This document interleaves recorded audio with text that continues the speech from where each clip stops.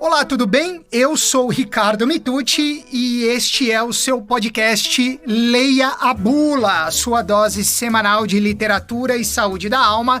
Comigo, Ricardo Mitucci, e com Divino Dante Gallian, dono da bagaça. Como vai, meu querido amigo? Tudo bem? Tudo ótimo, Ricardo. E você? Também, tudo jóia. Hoje indo para o 5º episódio dessa nossa terceira temporada. Olha só como o tempo passa rápido, né?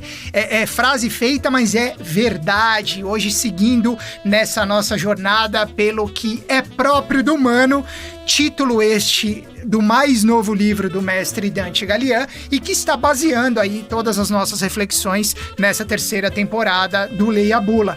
E hoje, dando sequência a essa nossa jornada, essa nossa odisseia, a gente vai falar sobre a 5ª lição do livro É Próprio do Humano, que diz que é próprio do humano ser corajoso. E como eu tenho feito desde o início da temporada, eu vou ler aí um excerto da lição escrita pelo próprio Dante, que está na página 134, para então desenvolver o tema com o meu querido mestre, amigo Divino Dante. E o trecho que eu vou ler é o seguinte: a coragem não só possibilita, portanto, fazer a coisa certa no tempo oportuno, como também, ao revestir a devida ação com o caráter da convicção e da certeza, garante a sua feliz consumação.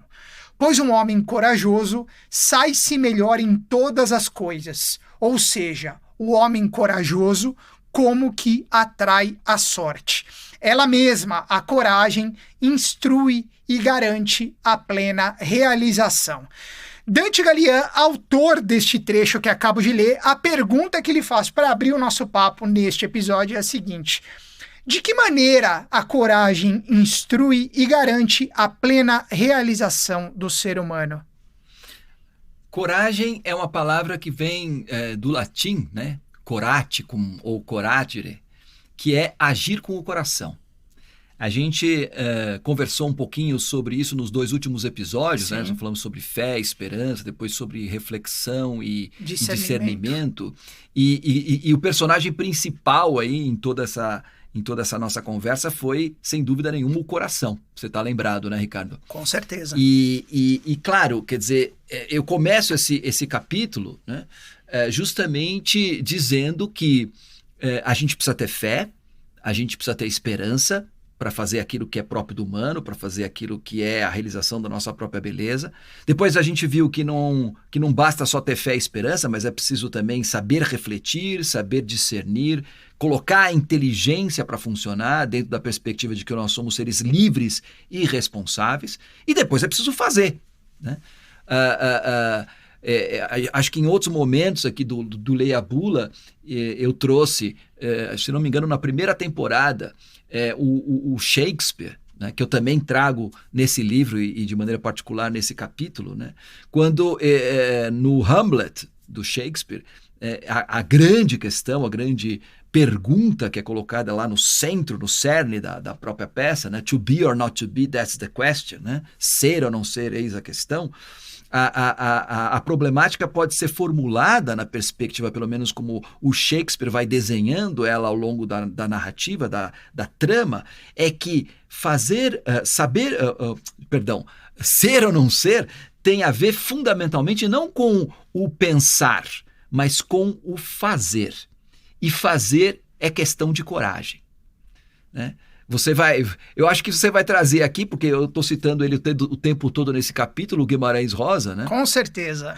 Mas a frase, digamos assim, o estribilho desse capítulo, o 5º capítulo do próprio do humano ser corajoso, é justamente que, como nos instrui o Guimarães Rosa, viver é perigoso. Carece de ter coragem. Carece de ter coragem. Então, o que acontece? Muitas vezes a gente sente, a gente pensa, a gente reflete. A gente vê claramente o que é preciso ser feito. Mas para fazer é preciso ter coragem, né? E o Shakespeare já nos alertava através do Hamlet, né? E às vezes o excesso de razão faz de todos nós covardes. Então, não basta ter todos esses elementos para realizar a nossa beleza se a gente não tem esse agir com o coração. A gente sente, a gente pensa com o coração, mas depois é preciso também agir com o coração. Aí está o sentido originário e fundamental da coragem. E, de certa forma, o que é que a coragem nos provoca, né? Na verdade,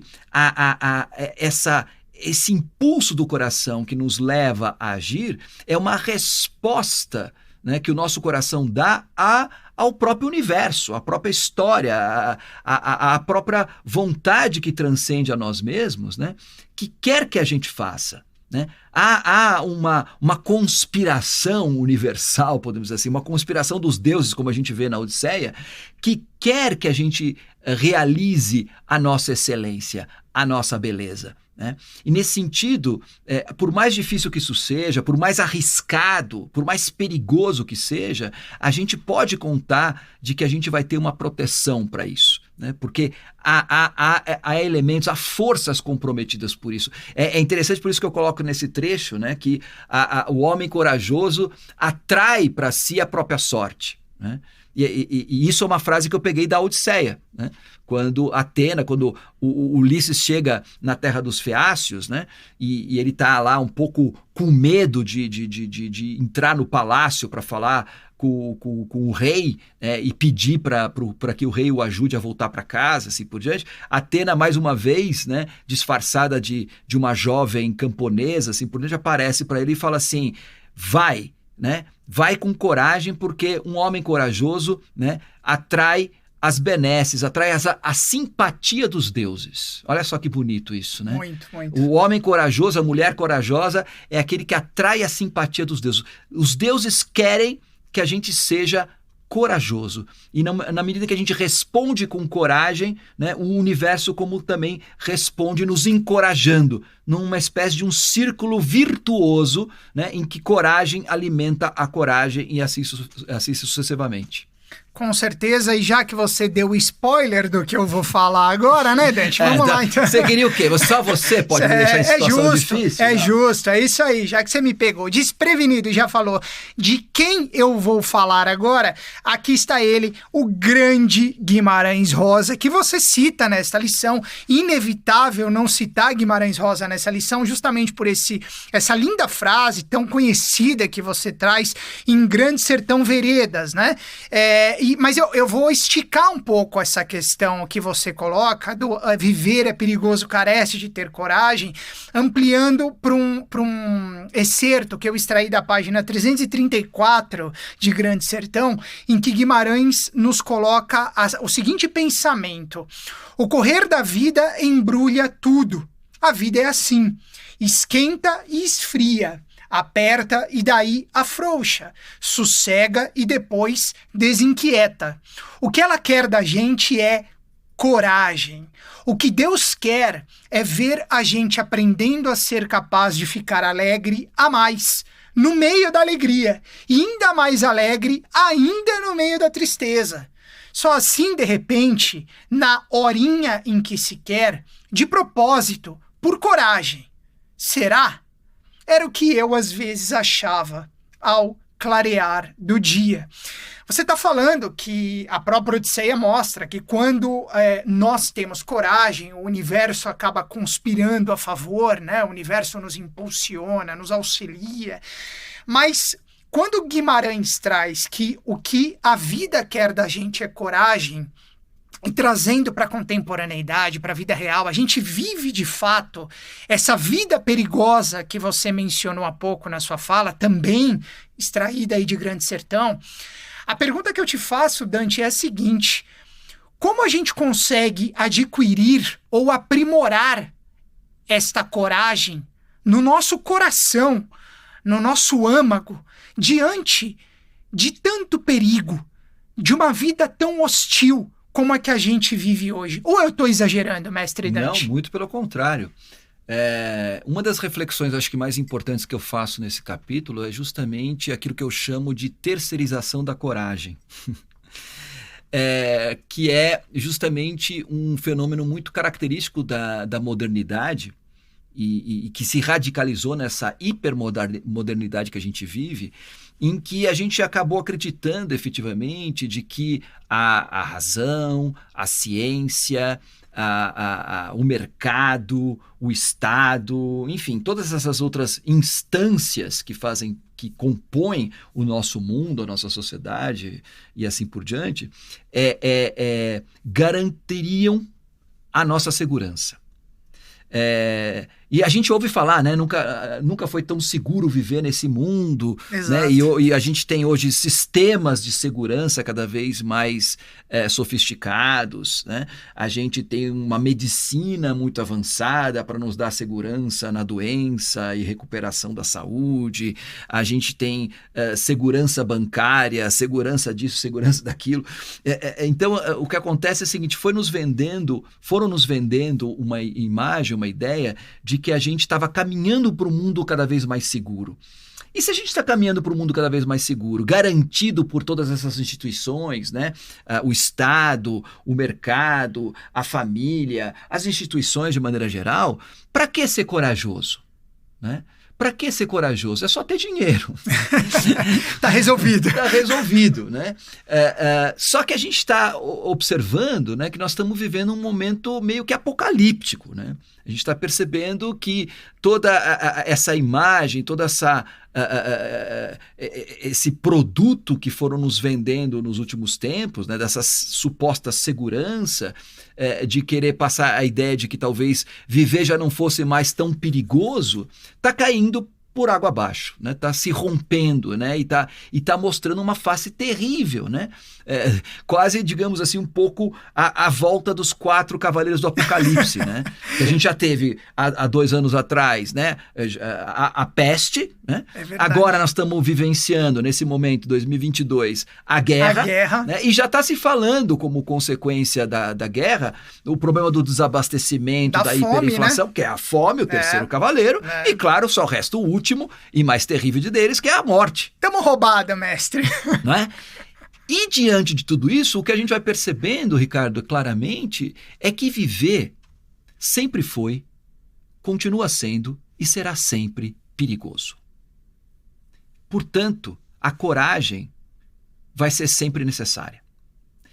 O problema é que nós estamos hoje com o coração vazio. Esse é um dos significados, inclusive, da palavra covardia. A palavra covardia remete um pouco à ideia de fazer do nosso coração uma cova vazia. Uhum. Ou a gente tem o nosso coração cheio de coragem, ou a gente tem ele vazio, covarde.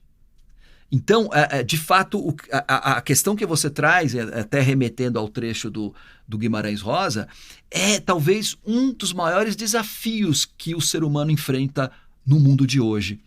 Como transformar o nosso coração de uma cova vazia, na qual a gente esvaziou a coragem para entregar a coragem a terceiros, né? Para algo que está fora de nós, confiando nos outros, confiando na ciência, confiando nas instituições, confiando na democracia, assim por diante, e que tudo isso agora não está dando conta, né? E como é que você faz com que o coração se encha de coragem novamente, né? De novo, a gente percebe que há uma necessidade urgente, essencial, de ir em busca daquilo que é próprio do humano. E é próprio do humano ser corajoso. Temos que buscar lá dentro do nosso coração, né? E nesse sentido, a literatura, a arte, pode ser, e é, sem dúvida nenhuma, um grande aliado para a gente, né, abrir fissuras nesse coração frio e vazio, para que ele de novo possa se encher de calor e de coragem que nos possibilita seguir adiante ao clarear do dia, nessa frase tão bonita do Guimarães Rosa, e transformar tudo em alegria, mesmo no meio da tristeza. Então, quer dizer, nesse mundo tão marcado pela depressão, pela tristeza, né, que é, em certo sentido, resultado desse vazio existencial que a gente vive, né, mesmo no meio de tudo isso, ainda há esperança. Precisamos ter fé e esperança de que é possível se reencontrar a coragem no clarear do dia. Muito bom. Dante, eu não acho que eu tô enganado, mas me parece, tudo bem, já li seu livro, né, mas até pelo que você vem falando aí desde o início da temporada, me parece que o coração é o grande protagonista das suas lições, ou eu estou percebendo errado? Ué, não só das minhas lições, né? Deixa ele parar de funcionar, você vai ver se ele é ou não é protagonista da nossa vida. É, isso aí, excelente. A gente fala do coração biológico, né? A gente fala do coração físico, mas não é à toa que a gente remete a sentimento, intuição, tudo aquilo que faz parte do coração metafísico, né? Que há uma conexão entre esses dois. Sem né? dúvida. Então, assim, o que acontece é assim, o nosso coração, a nossa bomba biomecânica, ela continua batendo, mas e a nossa bomba existencial? É claro. Né? E esse coração que está soterrado, regelado, negado, né? E que está vazio de fé, de esperança, de coragem, né? Então, é esse o coração que a gente precisa resgatar, é esse o coração que a gente precisa fazer bater de novo para encontrar uma solução para esse problema do humano que a gente vive hoje. Muito bom. E para fazer bater mais forte o nosso coração, Dante, se você me permite, e até em reconhecimento à parceria excepcional que nós temos com o pessoal da nossa querida Toca Livros, que produz o Leia a Bula desde a temporada passada, embora nós não tenhamos citado, eu gostaria de pedir licença a você, Dante, e a quem nos ouve, eu tenho certeza que vai ser um presente a todos, vai aquecer o nosso coração, de encerrar essa temporada, esse episódio, perdão, com um trecho de A Hora e Vez de Augusto Matraga no formato audiobook, aqui pela Toca Livros, um trecho muito bonito que, como eu falei, embora não tenhamos citado essa obra, é também uma homenagem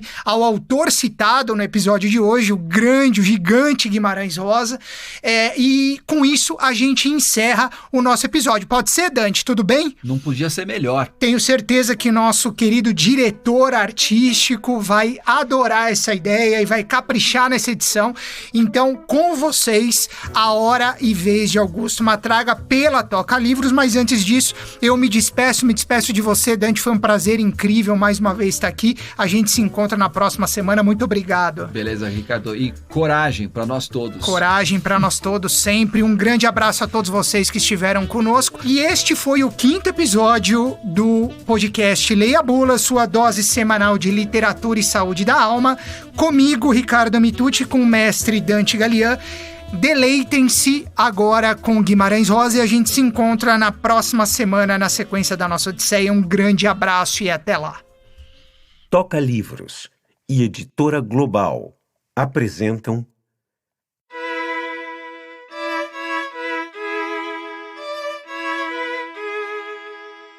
A Hora e Vez de Augusto Matraga, de João Guimarães Rosa. Narrado por Rubens Caribé.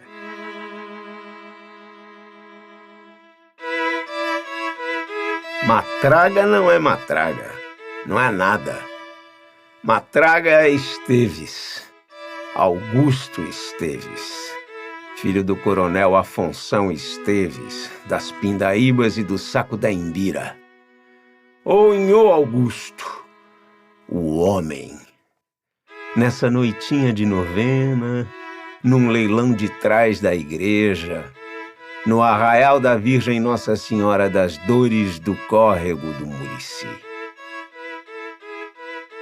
Epa!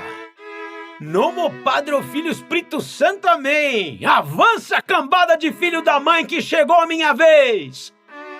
E a casa matraqueou que nem panela de assar pipocas, escurecida à fumaça dos tiros, com os cabras saltando e miando de maracajás, e o Augusto gritando qual um demônio preso e pulando como 10 demônios soltos. Oh, gostosura de fim de mundo! O sol ia subindo, por cima do voo verde das aves itinerantes. Do outro lado da cerca passou uma rapariga bonita. Todas as mulheres eram bonitas. Todo anjo do céu devia de ser mulher.